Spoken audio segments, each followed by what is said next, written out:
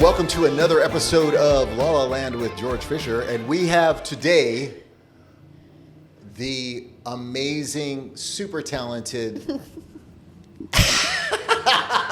Wow, we're not even going to get through the intro.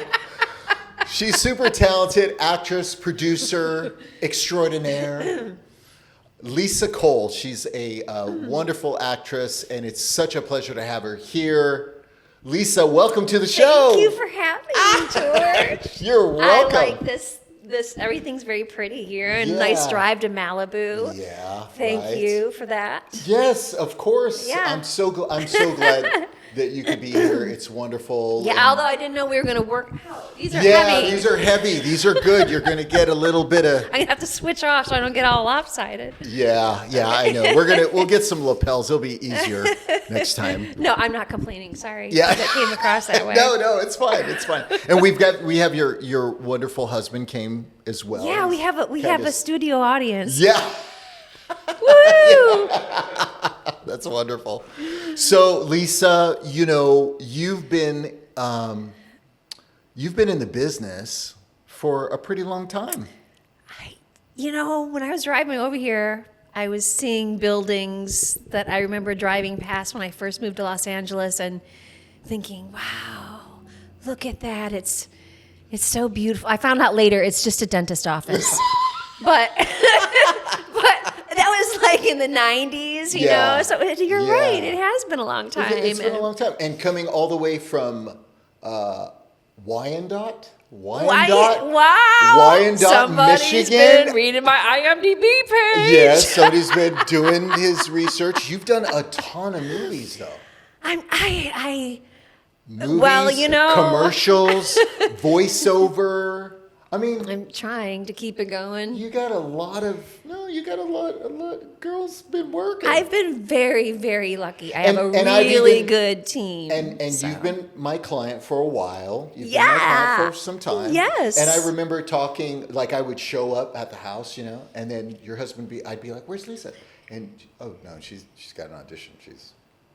She's working. She's out of town. She's working. I'm like, God damn, that lady works a lot. Which is, I mean, it's not easy being a full-time actor in Los Angeles. And I wouldn't even, in actor's sense, I am full-time, but it's not like I'm going to a job all those hours a week. And I am very lucky because I have an excellent husband that supports me with everything I do, and he directs all of my auditions. He is hair and makeup and wardrobe and director and lighting guy.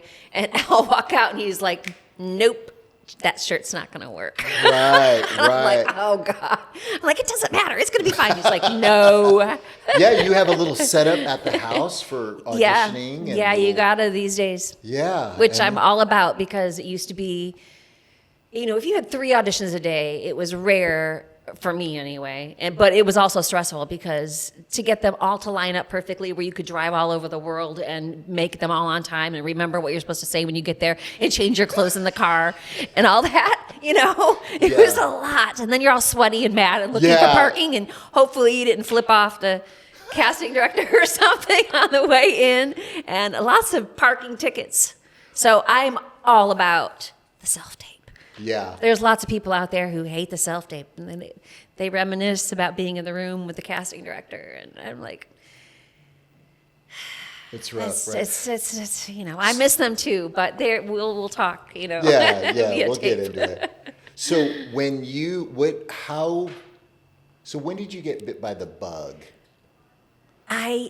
I don't even remember it myself. Okay. I have a vague recollection, but my mother told me. And I don't know where I got this because, other than just watching Sonny and Cher and, nice. Carol Burnett.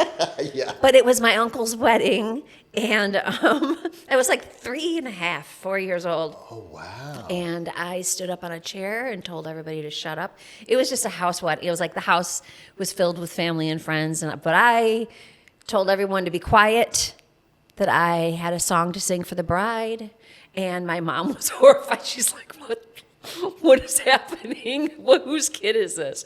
And I made up a song about the bride's wedding dress, and saying it for everybody, and I think everybody had that look on their face. Right. And that was it. And then after that, it was like, I asked for magic kits at Christmas, and they put on magic shows, and then there's like the neighborhood kids. We'd put shows on the porch, and even we were dramatic with our funerals. I had a little pet lizard that died, and we put him on a pillow, and we all put doilies on our heads and walked around the neighborhood with the dead lizard on a pillow. So I don't know. I don't know what happened, because the only connection, I was growing up in Michigan, and that was a long time ago, where it wasn't like you could do that there.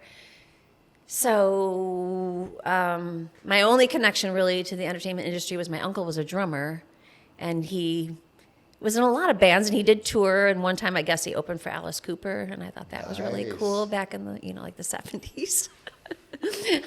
School's out for summer. Good old Alice Cooper. For Love sure. Alice Cooper. For sure. Yeah. And then I kind of had to wait until I got into high school. I was in choirs and band and things like that, but we didn't have it seems like all the kids now have school plays, like in elementary school, there's tons of them, and we didn't have any of that. I had to wait till high school. Oh. So the high school came and did like a, what's it called? Not a seminar, when they come in, an assembly. That's the word I'm looking for. Woo, I found it. Yeah. They come in and do an assembly for the younger kids to come see the show. And I remember seeing it and being like, I have to get there. Yeah, All I could do is wait till I got there. Yeah. And then I did when I got there, and then. You know what? I have a story. I remember when I was in high school. I was a freshman in high school, and there was an assembly, and they were talking about all the electives, and they put on Mr. Harrington from my high school, I went to Yerba Buena High School in San Jose, California. Woo for San Jose! Yeah, and Mr. Harrington was the drama teacher, right? And he had these kids. They wrote their little skits, and they performed their little skits during the assembly. And when I saw that, Lisa, I'll tell you, I was like, something in the back of my mind was like, I can do that. I can really. I could. Yeah. So that it's not something you can explain. Like, you don't know how you can do it. Or maybe you can't and you're just completely convinced and you won't find out. You'll find out the hard way later on. But when you saw that, it just was like, these are my people. Yes. Right? Yeah. So then you carried that all through high school. So when did you make the move from Michigan all the way down to LaLa Land? I lived in New York first. Oh. I went from Michigan to New York, and I lived there for like almost 3 years. And I had I don't know. I would think I was going to do it anyway, but I had the urgency and the confidence to do it because I met a manager in Detroit that had an office in New York, and he's like, even before the internet, everybody kind of knew who he was and what he was doing, and so he kind of hooked me up with my apartment and a roommate, and who became a lifelong friend, and he kept saying after a while, you got to move to LA, and I had never been to LA, and that sounded so far away, and I don't know about that. Am I done here? What? Okay, I'm not on Broadway yet. What's happening? And he obviously did not see that for me. But so then I lived there, but it was stressful living in New York. I mean, I recommend it for anybody that's. It's just like going to the school of life, because everything, even back then, was so expensive. I was fainting in the subway because I didn't realize how stressed out I was. My hair was falling out, and I was only in my early 20s. Oh, my God. So when I moved to LA, I was like, oh, okay, this is where I mean, I love them both. I love to go to New York any chance I get, but I live here because it's better for my mental health. So what were you experiencing? Just working and trying to survive? Yeah, I was a bartender for the Schubert organization, which I got. So my main theater where I worked was the Phantom of the Opera, and so I bartended there. But then on sometimes other theaters around would need help during their their intermissions. So if depending on when there's Phantom of the Opera ended like 5 minutes. The intermission ended 5 minutes before the Les Mis intermission. So I would finish serving drinks at Phantom and run through the alley to Les Mis, and then get in place and serve drinks for their intermission. So I always saw like the first, the last few minutes of the first half. Wow. But that's crazy. Well, I don't remember what the question was. Why I'm talking about that? No, how it was tough. Yeah, being just in New like, York. and I know. We didn't make any money. We barely made any money. So I don't know how. I don't know. I had a credit card. I know I maxed that the hell out. I know that. Right. But I don't know. Everything always just, I had a very supportive grandmother. She helped me a lot, It's hard to tell how everything works out. Yeah. Wow. I'm sure Jordan has, my son Jordan, who's shooting all of this, he's got some New York stories. Spending time in New York over the summertime for the tree farm. I have to put him on the spot for that one. But I've never even been to New York. Yeah. What? I've never been to New York. Yeah. Okay, George. Yeah, I've been to a lot of places, but New York is I've never been there, and I'm sure I'll get there. Yeah. I can't wait for you to go. 'Cause Yeah. I cannot wait I want to go. to hear what you have to say. Well, I'll just go with you guys. Okay. I'll just. Yeah. Let's go. Jeff can give me a piggyback ride, and then we'll go. So then you went from New York. So you were only there for. I was there for just just less than 3 years. Okay. Then my manager convinced me to move to Los Angeles. And the friend that I had made moving to New York, when he put us together, we moved to LA together. Okay. And so that made it very easy. And we moved into an adorable complex with a pool. So we went from living in a little cardboard box with cockroaches and, it was just above a dry cleaner. And then to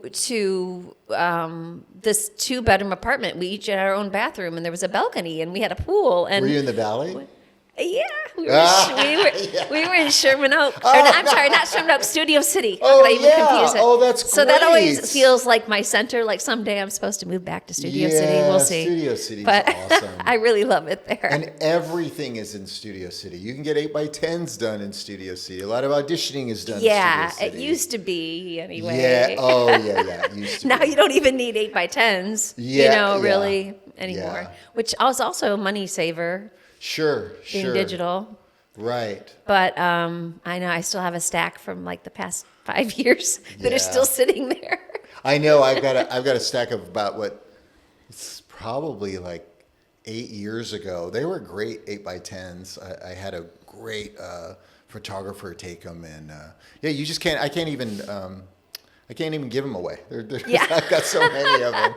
Well, when I moved to Studio City for my very first Los Angeles apartment, I had the amazing luck to be moving in directly across from one of the best photographers in town, Laura Burke. I don't know if you've ever heard of her, but she's been in it so long. She used to be a long time ago. She used to be an agent in New York, and then she moved here and became a photographer, and now she's been at it for decades and decades.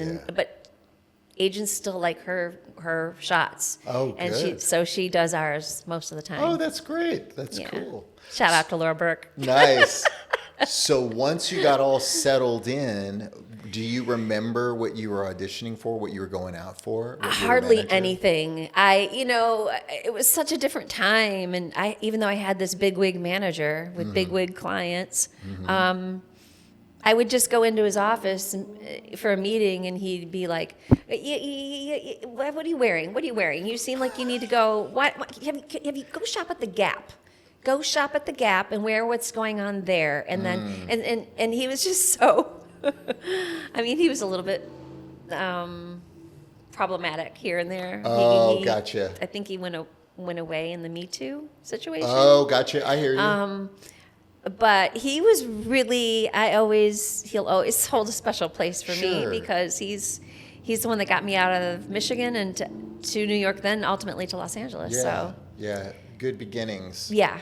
Good guidance. But, there was no internet. All you had was Backstage West. I remember. To submit yourself. And it was like, that's it. That's it. And unless you had an agent, and even then, Or it unless seemed you like, crashed an audition that which I did a few times back in the day. when you hear Don't about it tell from anybody. friends, right? Yeah, You show up. yeah. One of my and friends you was just like, kind of sign in on. yeah, and because things weren't as computerized, sometimes How would they know? They don't until later. Then they don't. They'd be like, after you're like, they're like, Lisa, Yeah. Lisa Cole. And then you're like, that's me. And then you get up and you go and audition and you hope they don't say anything. I did that. I think twice I did that, and luckily I didn't stand out in a bad way, so they didn't. I don't know if they'll ever remember. I have a story. I remember one time I was auditioning I got a lot of dad roles or dad auditions, and to be honest with you, I didn't like it because I was like a musician too. So you wanted like I bad wanted boy to rock be and like rolls? bad boy cool stuff. I wanted to be cool guy number 2, you know. I was hoping for stuff like that. And I would get this dad stuff, but I remember one time there was a gal that kind of snuck in. She kind of looked around, and then they would have like casting houses. Yes. So there would be numerous, right, but there would be different doors, right. And they would have a sign-in sheet, and this gal just kind of walked in and she put her name on this one. She put her name on the next one. Yeah, and you kind of go around and look around like, she's kind of like figuring it out. Okay. She's like, this works for me. Yeah. And this one gal came out and she was like, Holly Wilson or whatever her name was. And she's like, yes. And she's like, why did you sign this? You're not on our list. You're not here for, like, in front of everybody. Ooh, that's scary. And she was so harsh. And she's like, do you want me to call your agency? Like, this is not, you don't do this. Oh my gosh. Just humiliated her. And you know what? It rubbed me the wrong way because I was like, there's no need to do that. You don't have to humiliate anybody. But that's what they do sometimes. And that wasn't the first time. Me personally too. I remember a gal just breaking my balls because I was, it was for a Carl's Jr. thing. And I was so exaggerated for the biting the hamburger, I'm like, and Did you just have to improv, or did they have something for you to No, bite I had into? to improv. So Oh, okay. I thought I was supposed to like really like go over the top. Just chow down? And the guy, and the guy that was shooting me was like, we're gonna have to, like, he was so cool and laid back. He's like, George, let's try it again. And I'm like, okay, sure.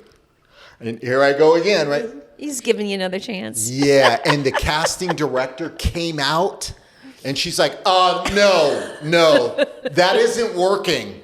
No. Like, she was so rough around the edges, and I was like, really, lady, do you have to be so condescending? Like, really? Yeah, I think for the most part, I mean, I know Did you ever have a major I've never experience? had anything major like that. I've blown auditions completely on my own, where like good ones too. Yeah. Back in the day, I remember like, and they weren't as frequent back then, and you're like, oh my god, you're so excited, and you're waiting in the room trying to remember. It's a crying scene, but there's like 6 people dressed as clowns next to you with the big red nose, and you're like, don't look at them. Yeah. try to remember. Right. But anyway, I remember when I went in, and it was a scene where I'm pleading with someone to not shoot me, and then they shoot me, and you're supposed to slump back, and they gave you a little bit of direction on how to do that.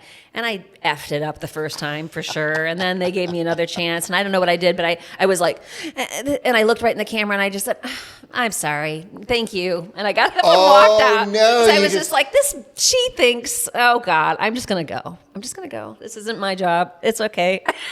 Oh, how funny. You just jumped out. I just was like, I can't recover from this now. And I'm just going to save her the time and get the hell out of there. Oh, wow. I did that in a Cole reading class. I remember they wanted me to, like, we were just kind of going over lines, and you had to kind of like grab it, like, and it was like the first time it was on camera and all that. I've completely flipped out. I was sweating, and I'm like, I can't do this shit. Never mind. Like, I walked out of the class. Well, you know. What do you think happened there? I freaked out. I never had done coal reading before. Okay. And they wanted it to be on camera so that we could look back at it. They were going to like send it to us and stuff. But I was so nervous. I'd never been in front of other students doing it on camera in front of other people too. So I just completely got in my head and I freaked out, and I was like, nerves will just do crazy things to you that you don't even. And then I remember when I got back into acting after a while of not from working a day job, and I remember just like, you know, every audition is, in the beginning when you just have a few here and there, is just. It's precious, you know. And I remember just standing there, and I felt completely normal in my whole everything. And I think I knew what I was supposed to say, but my leg was shaking, like I was terrified, and Restless I couldn't. leg syndrome? I had to put my hand on it and try to stop it. I still never did, and I you know, you have to get to the point where you care a lot less than that. And I was too. Yeah. I was up here. So I'll tell you one time, and I thought I was going to be fine. I completely forgot how to read English. I had big cue cards in front of me, and the guy's like, yeah, just read what's on the cue card. And I'm like, okay.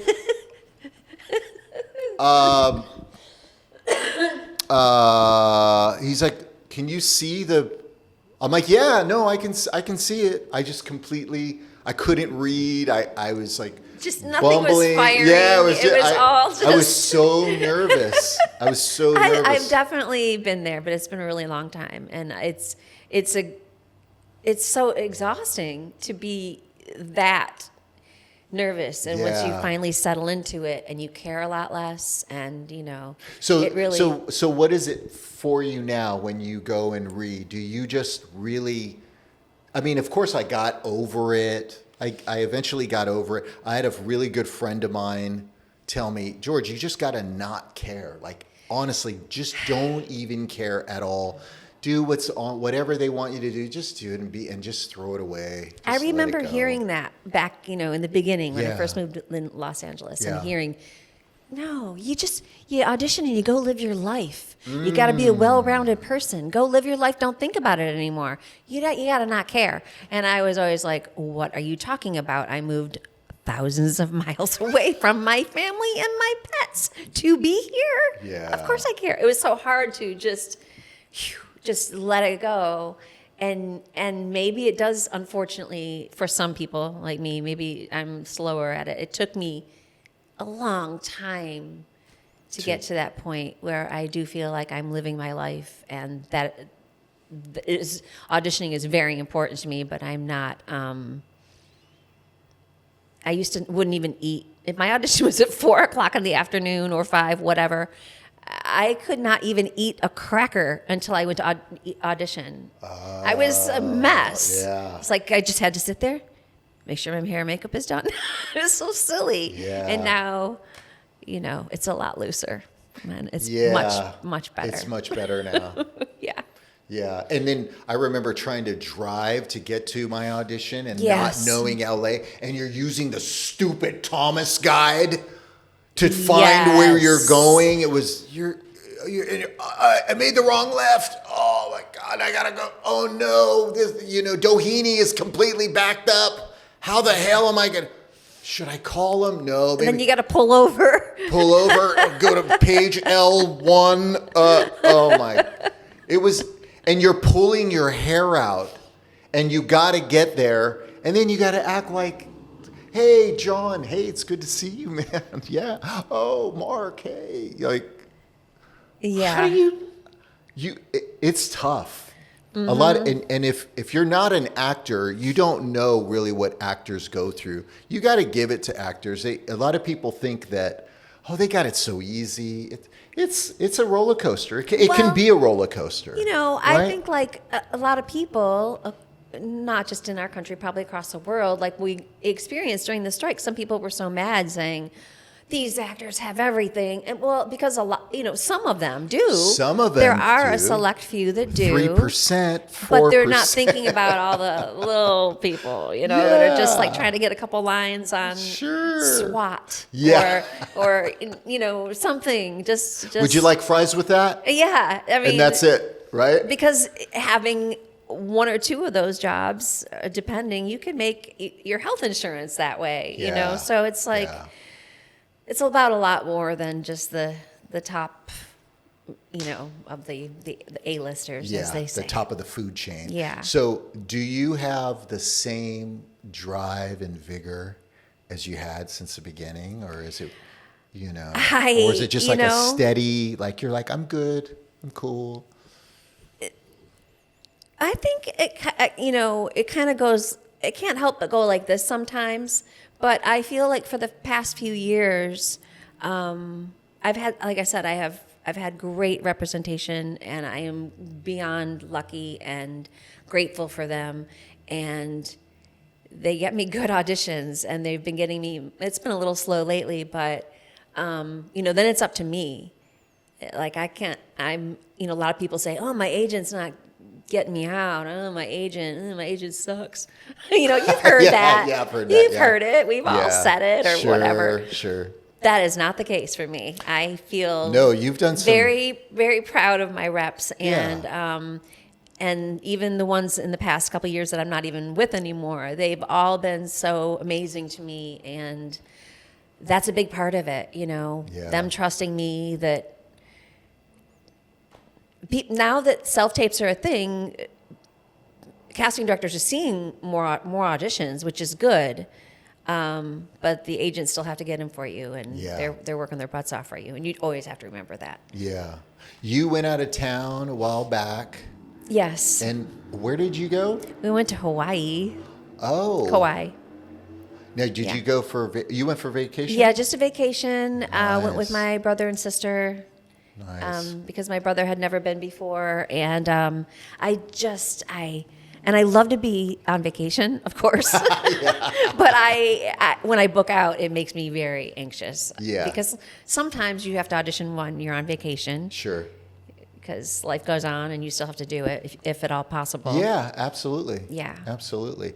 And didn't you go out, you went out of town for work too, didn't you, for a while back before that? Yes, I went to D.C.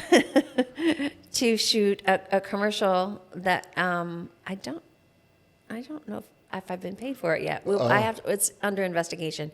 But also, we'll see. Okay. This particular job was an interesting one. Yeah.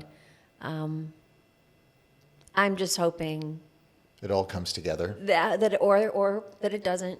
Whatever. Right. Keep it moving. What was one? I'm being pretty vague, but I guess that's all I that's can okay. say right now. No, hey, if that's where you're at, and that's fine. That's how it is, though. Sometimes I have a story I got to tell you. So when I first came out here, I used to work at Alpine Entertainment. So they were a production company.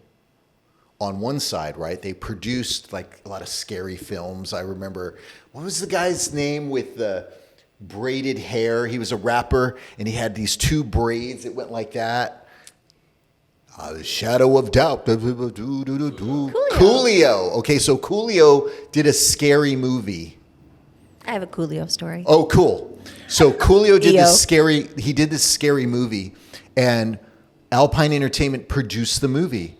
But Alpine Entertainment also had another division, a call center division, to make calls to find accredited investors to invest in the movies. Okay. And I worked on that side. Oh, cool. Okay. So I would be like, yeah, you're an accredited investor. You make $250,000, single, or if you're married, you make $500,000. Or you're interested in whatever the spiel was. So, and I hated that job. I'm sorry, Alpine Entertainment, but I hated that job. And so I would make calls all day, and I was a singer, so I would like lose my voice, and I would try to go sing at night. Anyway, long story short, what am I getting to? See, Coolio.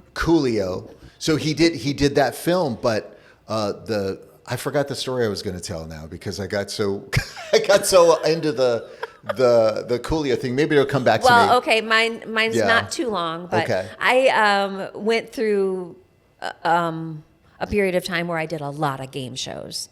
Oh, I've done okay. a lot of game shows, and on one of them, it was Match Game. Do you Oh, remember yeah, Match yeah. Game? Yeah. This one was on the panel of celebrities. There were some good ones like Vicki Lawrence. Yes. Come on. Yeah. Love Vicki Lawrence. George Hamilton. Nice. I The internal was tan. instantly. He puts a spell on you, and he looks at you, and you're in love with him forever. You can't. It's. I love him. I named my cat after him. Judy Tenuta. Who else was there? Well, I can't remember the one, but the most important one we're talking about here is Coolio. He was also on the panel. Okay. And he was very funny, and he tried to cheat for me at once. And the judges were like, no, Coolio. And so we talked a bit after the show. And then one time he was shooting a music video, like maybe 2 years after that. He was shooting a music video somewhere in LA, and I was at a film screening, and I went outside, and he was standing there, and he was like, hey. And he was so cool and remembered me. Oh, and we took pictures. Oh, that's awesome. Yeah. That's cool. Rest in peace, Coolio. Yeah, rest in peace, Coolio. Love him. He tried to win me the big bucks. He tried. Oh, Yeah, so unlike Danny Bonaducci, who Danny Bonaducci. screwed me out of $100,000. Oh, Maybe that's so strong Danny language. Bonaducci is from the Partridge Family. He's the little redhead. He was the little Yeah. redheaded brother with the freckles. Yeah. He also did radio for a long time, morning radio for a long Yeah. time. It was really good at it too. I think so too. He Yeah, was super very good at it. Very, he has great. He's great an entertaining personality. guy. Yeah, very But entertaining. he was my partner on when I got to go back for a like the $100,000 Pyramid Winner's Circle for Pyramid, the game show. Yeah. And he was my partner, and Yeah. he did not get it together until the second round when he was with the other person. Oh, you're like So I'm like, Danny, Danny. damn you. So what is one of the most memorable parts that you've probably got, or the biggest surprise that you even got the part, like you did it and you're like, damn it, I jacked that up. And then you come to find out you were totally, you get a call and you got it. Well, sometimes it's not even like some big audition that you've worked on that's 4 pages long. Sometimes it's the one word or one sentence that's so much harder. And you can send a take doing 2 or 3, but you don't know exactly. Sometimes they give you no information and you send it in. And I think the last thing he told me, which is on Apple with Jennifer Garner, I just had like 2 lines as a flight attendant. And I've gotten pretty good at just auditioning and walking away from it. Nice. And go hang out with my dogs and, So when that one came later than I had expected, I was surprised that I got that one. And that was really fun because Jennifer Garner. Yeah, Jennifer Garner, she's great. Yeah. I remember one time I was using it as a learning thing for my son. Like I was talking to him about something, and I go, Jordan, like today, I'm going to audition, and I'm putting in the work, and I really hope I'm going to get that. Wouldn't it be cool if I got this audition? This is sometimes you got to sacrifice things, and you just got to go for it. And I got a good feeling about it. Wouldn't it be cool if I booked this? And then like a week later, I call him and I go, hey, I booked it. And he's like, I go, see, I was using it as a principle, and see, sometimes It you worked. win, and it works, And he was like, you got it? He was little at That's the time. amazing. Do you remember that? You don't remember? Oh, shoot. It was so cool. I was like so proud of myself, and I was, that I used it as a little, like a building principle for my son, Yeah. But, yeah, I had some good times auditioning. I don't audition anymore, but it was fun. That's what I was going to ask you if you were still Yeah, auditioning. no, not anymore. I kind of got burned out. I'll tell you what honestly. You've got a lot going on anyway. I got a lot going on, yeah. And I was trying to get your husband to start a band with me too. I just was getting this. Sign him up. I was Sign like, him come on, up. man, let's do a funk band. Let's put the band back together. Definitely. You know, that'll give you a good reason to clean out the your garage. husband's an amazing musician, and he can sing. And Yes, he's very talented. he's on so many levels. We're going to have him on the show too. Yeah, I think you should. Because he's super talented, like multi-talented. He does a lot of things. He does he's a lot. Yeah, he's an actor. He's a producer. He's a musician. Like he does a lot of things. General all-around handyman. Handyman, big burly guy. Yeah. He could tackle you too. Yeah, a very awesome, very generous teddy bear. Oh yeah, he's a big teddy bear. Big loving guy. Have you had enough of this? Look at it, he's turning red over there too. I know. Look at him. Oh, that's funny. But so Jennifer Garner, what is there any other that was just tons of fun that you remember, whether it was big or small? Well, I did an episode of, it's called Truth Be Told, and it's an Octavia Spencer show, although Okay. I wasn't in a scene with her.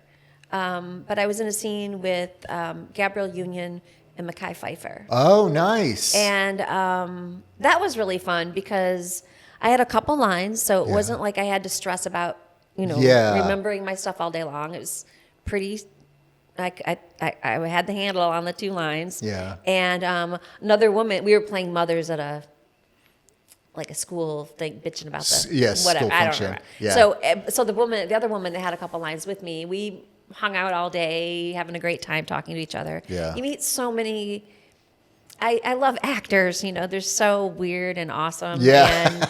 and dedicated and hardworking and. Yeah, so I like to meet as many of my fellow actors as I can. And you've done a lot of scary movies too. Looking at your bio, I mean, I've done a few. You did a few scary movies. Yeah. Yes, I have. I produced one actually. Now that you bring it to my attention. Yeah. And that might be getting a release date soon. We heard maybe by Halloween. We'll see. Oh, cool. And then and what is the name of that one? So Inner everybody knows Demons. that Inner Demons. Inner Demons coming to a theater near you. Did I do pretty good? Was that pretty good? I mean, you're the voiceover genius over here. That was pretty good. I think so. What do you think, Jordan? No? Jordan doesn't even want to look at me. He's like, stop looking at me when you're doing the podcast. You look at me too much. You look at me Focus too much. on what you're doing, Like, okay? I have notes for you. Stop looking at me. That's it. He's got tons of notes. He's going to have tons of notes for me after Are this, you making too. notes? Awesome. Yeah, he's just like, Papa's an idiot. What else? So... I can't remember what your last question was. I don't know. It was with a scary movie. You have scary a date. Yeah, I've done. I can remember what you said. I can't remember what I say or what I try to remember to talk about too. I've done a lot of Lifetime movies, so that some of them are scary. Yeah. That was a good one. No, for reals. Yeah. I love them. I love those Lifetime movies. Yeah. I'll do them all day long. They're usually awesome people, and That's and cool. they have a big audience out there. Yeah, there's a huge audience, right, for Huge. Lifetime. Yes. Yeah, and they pump them out. They do. Lifetime Network pumps them out. I've saw some really good shows on Lifetime for sure. Mm-hmm. So me and you, we share something very dear to our hearts. There's a particular artist that we just really love this artist, right? We do. And you have some great stories. So, Prince, okay, for me, when I saw Prince on the guy with the big finger. Arsenio Hall. It's all my days on game shows that help me get that. How you know the answer? For $500. Yeah. Who's the gentleman with the big finger? When I saw him perform on Arsenio, like I've always loved Prince, but not really loved Prince. Like I knew of Prince, I knew of Purple Rain, but it wasn't till I saw Prince on Arsenio Hall that it changed my life. Like I was like, he's spinning in a circle and he's doing a guitar solo at the same time. That might have been the one I waited out on the street for 17 hours to get into all by myself. Oh, it my might have been. I'm not sure. He gosh. played a few times with him, but on his show. I think it was the first time he was on Arsenio Hall, and he was wearing. I think he was wearing a yellow outfit. I could don't be. I could remember. be. I can't remember for certain. But I'm a big Prince fan. I love everything Prince has ever done. I cried like a baby. I'm not ashamed to say it. I cried like a baby when he cried I'm when he still a died. little messed up with it. I don't feel like I'll ever get over it. Yeah. And I had a pretty dreamy experience. Tell us all about it. Okay, so when I lived in Los Angeles, when I first moved here, when I lived in Studio City, Yeah. I worked at the Hilton at Universal Studios. Okay. And we had, tons of celebrities that stayed there, and all of Jay Leno's guests, because that's when he was the host of The Tonight Show, and Universal Studios was right there. Everybody that's filming anything was staying with us. And so Prince had a couple of concerts coming up at the Universal Amphitheater when it was called that, next door. And I guess he got laryngitis. He canceled a couple shows, and then they were back on. But it didn't really matter because I worked at the Hilton, and I didn't have any money, and it was like scheduled to work during all of his concerts. No, I didn't even really have any friends here yet. My only one friend, Laura Burke, would not want to go to a concert. and my other friend was working or something. I don't know. So anyway, I'm at the front desk of the Hilton on the last night of this rescheduled Prince concert. Yeah. And there was a guy that I had talked to a couple times. His name was Skip Johnson. And he was the tour manager of the whole shebang for okay. Prince. Yeah. And he was staying at the hotel. Nice. So every time he came up, I was like, "Hi, Mr. Johnson." And then, so one day, just the timing was incredible. It was just me and my boss standing at the desk. And you're not supposed to fraternize. Did I say that correctly? Fraternize, You can't like slip them headshots. You can't do anything like to you all gotta these keep it celebrities that are professional. coming in. You got to Sure. keep it cool, right? Yeah. So Skip Johnson comes up to the desk, and I'm like, "Tonight's the last concert?" And he's like, "Yeah." I go, "Oh, is it sold out still?" And he's like, "Yeah." And I said, "Do you think they'll be releasing any more tickets?" I don't know why I said that. I wasn't going anywhere. I was at work. And he's like, "I don't know. How many do you need?" And I said, "Just one." And he's like, "You don't have any friends?" I said, "No." And then so he's like, "Oh, okay. What's your number here?" And I was like, "Oh my God. Okay." So I wrote my number down to the hotel on a piece of paper, and I gave it to him. And I'm like, and my boss saw me do that, which was also kind of a no-no. And he's standing there. He kind of knew my situation. Sure. So, I'm like, he's never going to call me. He's got to go. There's a concert about to happen. He's got stuff to do. And then about 45 minutes later, he called, and they put him through to the front desk, and he's like, "Hey, do you still want to come to the show?" And I said, and I looked at my boss, and he goes, like, "Yeah, go." And I was like, "Oh, that's "Yes, I would love to come to your show." And he's like, "Okay, be at the backstage door at 7:30. We'll let you in." I'm like, "Okay." So I hung up. I was like, "Oh my God, I got to go home and figure out what I'm going to wear, because that's important." purple, light purple. I didn't know. I wore green. I don't know why. Something I found in my roommate's closet because I was in there. Nobody was home. On the way I didn't live far from my job to home, so I had to go home and then get back there to go to the show, right? So I had to change clothes to get ready. Sure. So I drive home and I get a flat tire. And I got this flat tire, and I'm like, "Oh shit, I'm there now." What? So anyway, Oh, no. So I'm like, Yeah. minor problem, whatever. Because Uber was nothing back then either. Right. You could call a cab, but it's a different story. Yeah. So I go in, I find something of my roommates to wear. I get all ready. I go back to the car, and I just rode the rim all the way back to Universal Studios, parked in my employee parking, and then I walked over to the backstage door, which was down a hill and up a hill of going, you know, it's all sweaty and messed up. So I get there and I'm like, this is crazy. So I knock on the door and this giant man opens and I was like, Skip Johnson told me to be here at 7:30. And he's like, what's your name?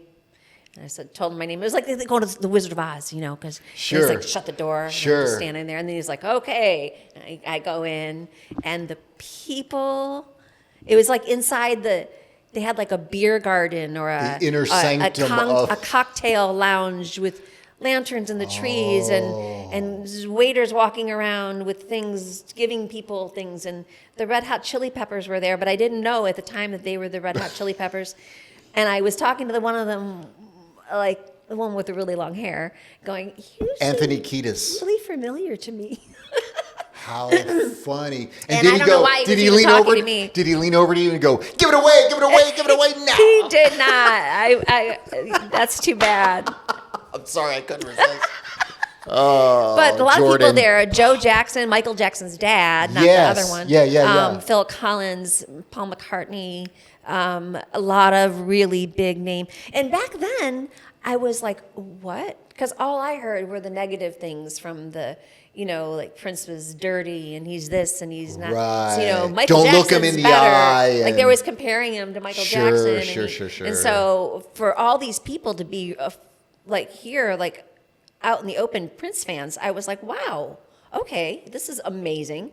So Skip Johnson comes up and he's like, hey, glad you can make it. I'm like, thank you for having me. He goes, here, have this. And he puts an all access laminated pass around my neck. Oh, get down. And he's like, you can go wherever you want. Just really make yourself at home. And I'm like, he goes, I have to go slay the princess or something. And because the concert was like there was a pre-thing happening. And I didn't know what he meant by that, but he ran out on stage and he had a sword and he killed a princess. That was part of the show. Oh, and wow. So anyway, I'm waiting for the show to start. It was it was like a dream. For most of the show, I watched from the wings, and there was a point where, because Prince had canceled previously due to laryngitis, so he was singing a song called "Scandalous," which is really, you know, he really gets up there. Yeah. And I'm in the wings standing there, and there's these cables everywhere. And his soon-to-be wife, we found out later, Mai Tai, yeah. Mai Tai, maybe that's how she pronounces it. She comes up on roller skates and almost fell on the cables, so she grabbed onto my arm. And I was just like, oh my God, okay. So now she's standing there holding on to me, and we're watching him finish Scandalous. We're both watching the love of our life while he's killing this song, and we're both like, ah! And then I'm like, okay. So then she runs out there and finishes the show, and it was amazing.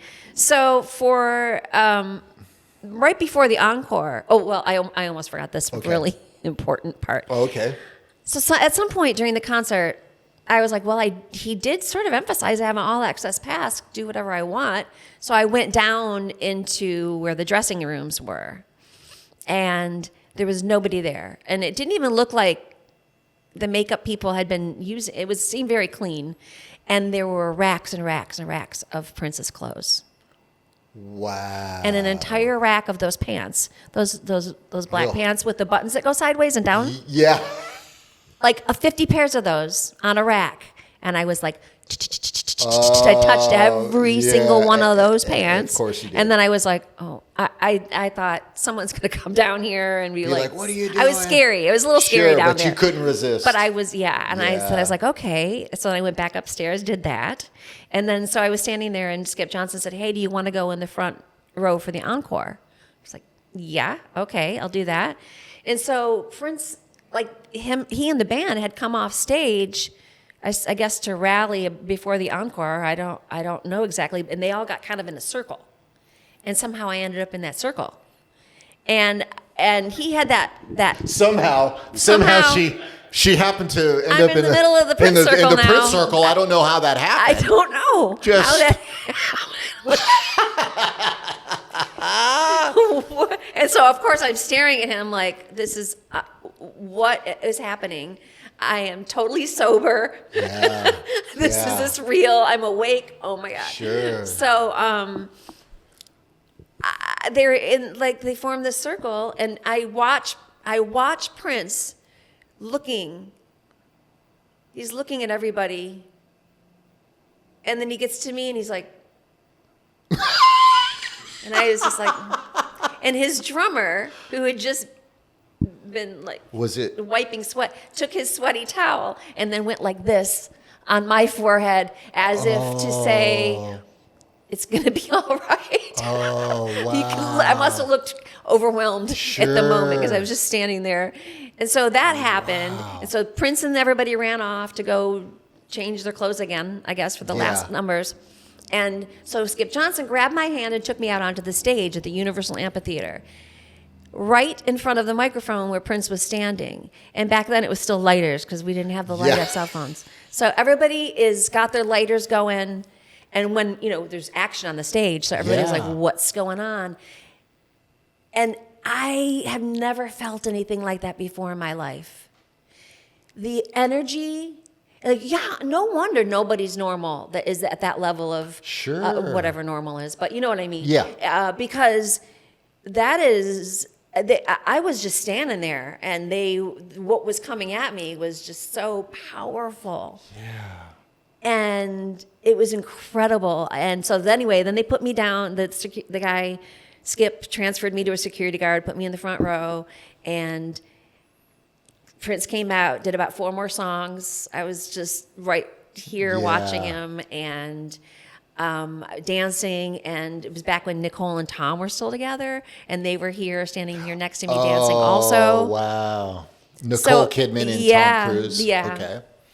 Wow. Tomcat, as they used to Tom. call him. No, that was Katie. That was Katie. Oh, that was Tomcat. that, Sorry, I'm yeah. getting my Tom's mixed up. But anyway, so that night, I thought it was going to end there, and then the concert ended, and Skip was like, "What do you?" Was Skip like trying to get at you? Of course, that was always a thought because why is he doing this? I don't know. What is he? I don't know. Right? It's crossing my mind, right? Yeah, you're like. Because now I got in the car with him and drove to downtown Los Angeles. Prince had a club at the time called the Glam Slam. Right. Yes, I remember that. And so the whole band, Prince and the whole everybody, went to the Glam Slam in this private party area, like on the second floor. And so I'm in there at just like these big round tables with security guards to their backs to us. And I'm sitting here, and so Prince was like here. Yeah. I'm at this table, but Prince is at this table. And I was just kind of like, how are you doing? I didn't speak. I was just like, he's probably like, that girl's here again. Should I be worried? And then No, Prince was leaning over. He's like, Skip's got a live one tonight. That's what Prince was saying. So a chair fell over, and they're all like, "Are you all right?" And we're like, "Yeah, Prince is all right. I'm all right. Everything's good." Wow. It was that? Yeah. But there's a whole wall of video screens with playing Prince videos. It was unbelievable. So That's I am a there dream until come true. 4 a.m. Oh, Lord. when the very best part happened. So I'm leaving. Skip is offering to drive me home. I told him I had a flat tire and that I would just go home, fix that later. Yeah. So the whole way home, I'm like, oh boy, this is the last part of it. Let's hope this all works out okay. Because what am I doing? Yeah. But he was super kind. And so we get into his car, and he's like, oh no. Okay, hurry. Oh, let's go. And I'm like, what's going on? He goes, ugh. And I'm wondering what he's so upset about. And I look, and Prince is coming to the car. Oh, Prince walked up to the car. Oh, okay. So it's me and Skip and Prince. And did Prince come to your window? No. I wish that had happened. Oh, I was about to say. I don't know. I don't know what to wish for. Right. I don't know what to wish for in this situation because I still didn't. Little red Corvette. Yeah. I probably would have touched him, and that would have been bad. But I got a story for you, a Prince story. It's not so really anyway, a Prince story, he's at the other window, and he leans in, and Skip's like, and he goes, "You gonna send it?" And I said, and he's like, yeah, I would have sent him, drop her off. And then Prince did the thing again, like, So I know for a fact that he was aware of my existence 3 times in that night. Because he looked at you. He looked right at me with his eyeballs. Yeah. And stopped. Yeah, he was all like, those times. And you'd think at this moment, it's pretty safe to say, hi, your show was amazing. Or thank you, I'm absolutely in love with you. Or you're the best person, musician ever. You're a musical genius. You know, I could have said anything. Yeah. And I said nothing. You said nothing. I just You couldn't did this. You couldn't say anything though. I was rendered dumb. Yeah. Were you like stuck on stupid? I was it like yes. you couldn't? I had to have been because I didn't say. I was just like, yeah. Nope, not a word you coming just- out. you're not gonna- I've had thoughts. You know, it's like what I will say to him one of these days, and I had a cup. That was the one that I should have taken, and I did not say a single syllable. Okay, so that is a wonderful story. That is the greatest story Also, ever. Skip drove me home. Did not cut me up in little pieces. And fun fact, he used to be married to Grace Slick. Oh, wow. And Nice guy. You know what? I've Skip heard Johnson, thank you for that evening. Yeah, I've heard of Skip Johnson, but I didn't put 2 and 2 together. That's a wonderful story. That is so awesome. That is the greatest story ever. It feels like it didn't happen. It feels like a dream. Yeah, that sounds like a dream, for sure. I went to a Prince concert with Jamie Jones, Jason Pennock, Jack Kugel. They're music producers, and one's a singer in a pop group, and a couple of other artists. We all went together. Mm-hmm. And Jamie Jones he's the lead singer of All For One. He knows everybody in the industry. So walking around with him at the Prince concert is a dream come true, right? So we go and get some food, and I'm with him and a couple other guys. And lo and behold, here comes Babyface. And at the time, Babyface was the biggest thing. Yeah. So Babyface has like a hot dog in one hand and a big gulp in the other. And Jamie goes, "What's up, Kenny? You know, what's cracking, Kenny?" And he's like, "Hey, what's up, Jamie?" And dumb me is like, you know, I'm looking at him like hearts coming out of your coming out of my eyes. eyes. I'm a human emoji, you know, and I couldn't help myself. So what do?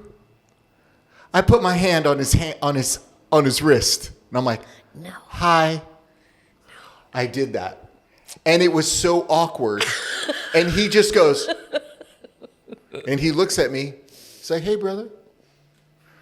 It was weird. It was weird. What you doing? And Jordan hates when I do stuff like that because I'm always telling him, "You didn't shake his hand." I'm like, "Pop, I don't do that," you know.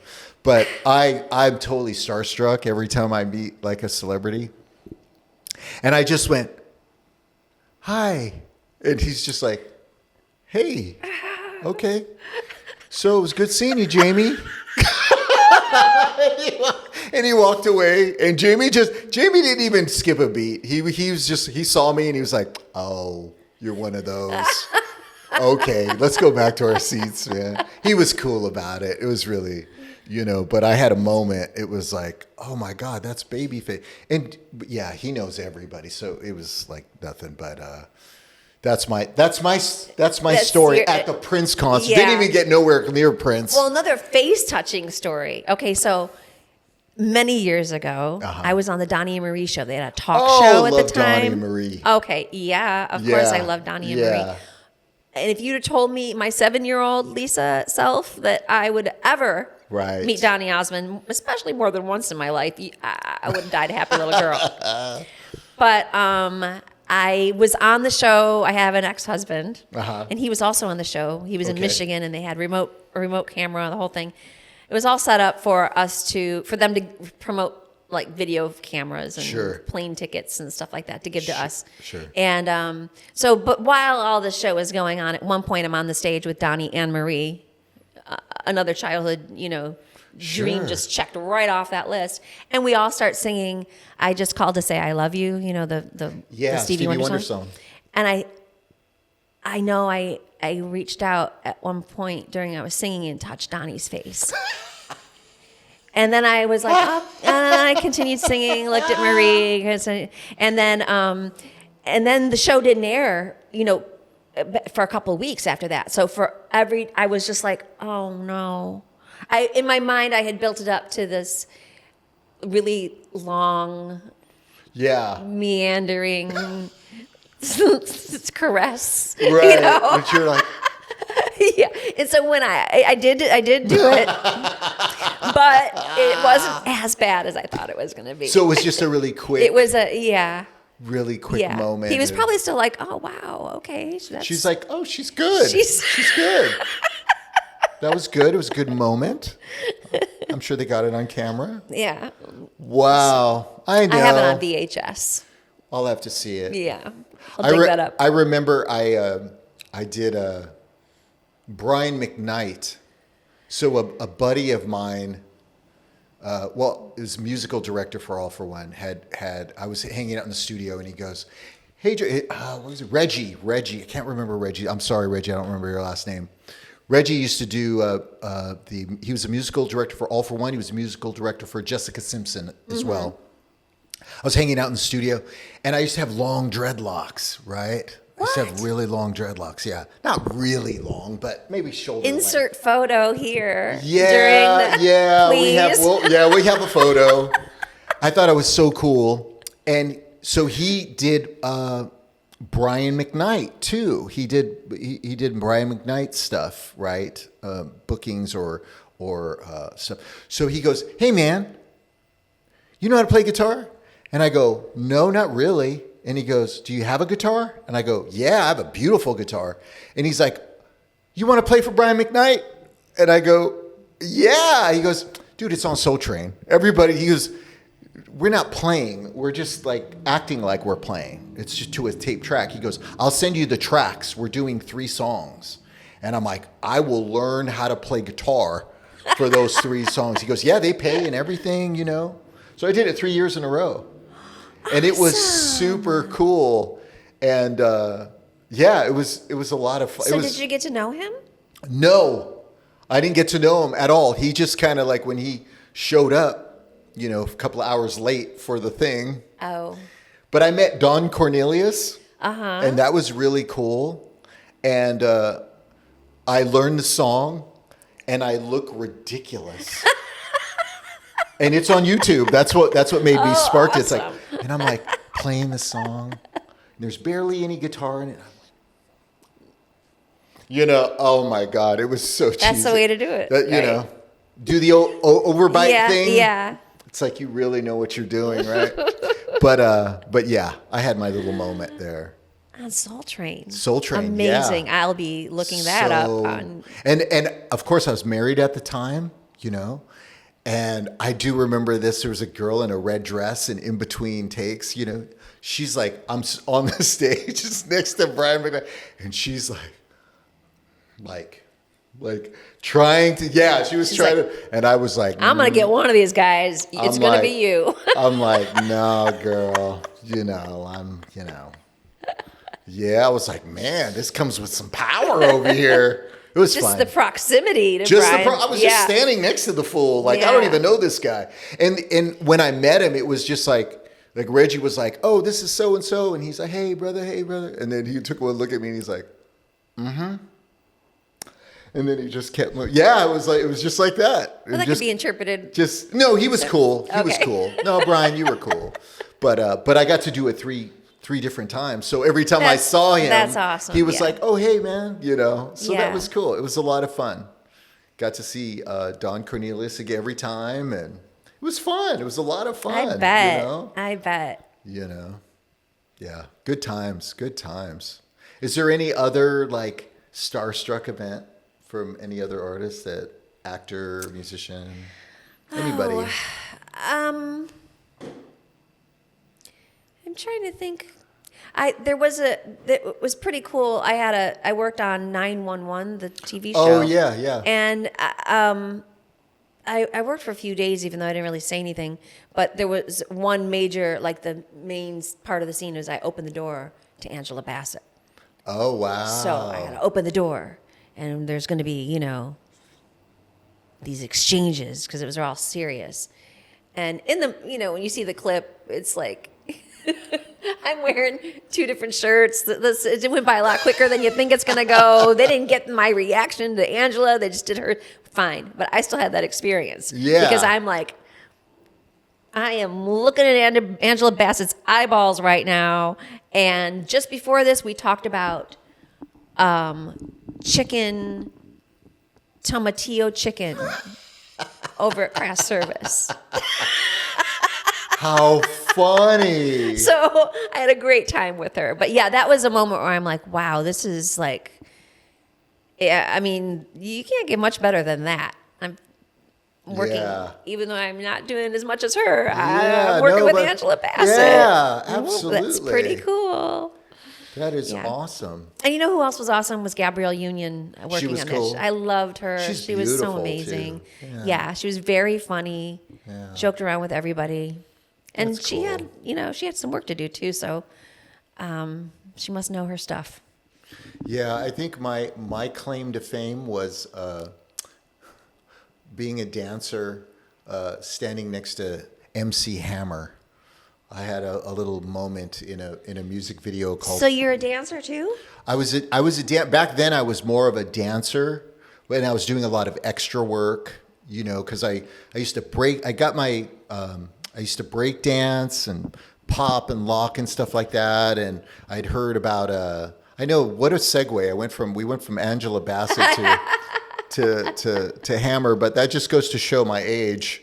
What was a big deal for me. So when I met Hammer, it was like, oh my gosh, I'm headed for the big leagues, Yeah.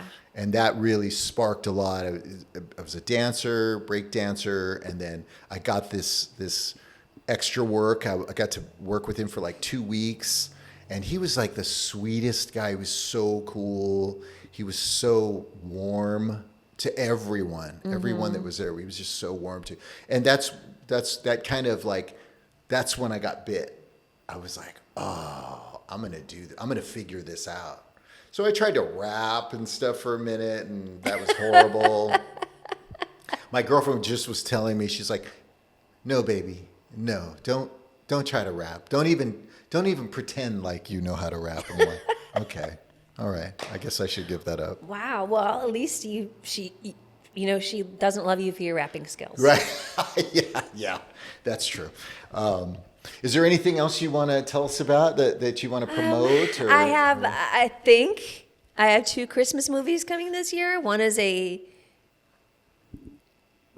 I think it's a rom-com scary type of Christmas movie. Nice. And a rom-com scary? Yeah. Well, that's all it is these days. Everybody's mixing it up. Okay. You got to have put it all in there. Put it all in one Hopefully movie. it'll work. Yeah. No, and then the other one is called Fathers of the Bride. And Fathers of the Bride. I don't know if they've secured anything yet, but supposedly that's the plan. Cool. And that's really fun. We are going to have our official premiere next month, but we just had they just got honored at the Hollywood Museum, which I had never been to. Have you been to the Hollywood Museum? It's fantastic. No, I went to the motion picture one. Go there Okay. next time you're you're looking for something to do. You and your girlfriend go, or if you have someone come from out of town, for sure. Okay. They've got I did not know it's next to. I thought it was it's next to Ripley's Believe It or Not. Oh, okay. Right next, Yeah, I around know the exactly corner, where the that- Max yeah. Factor building. Yeah. And it is just chock full of really cool Hollywood paraphernalia and memorabilia. It's really cool. And you could be in there for a couple hours looking at everything. That's awesome. And anyway, so this film that we did has a display there. They put up. Oh, with good. with the people in the wardrobe and everything. It's very cool. Super First time we ever cool. experienced anything like that before. That's awesome. Yeah. Good deal. Lisa, thank you so much for coming on the Thank you for having the show. me. I feel like we could go on talking for a few more hours. Yeah. Oh, yeah. Yeah, and we, yeah, I mean, it's so easy. We could, we'll have to have you back then, for Okay. sure. And Yeah, we'll part just keep two. it- Yeah, part two. Part two. And keep it moving.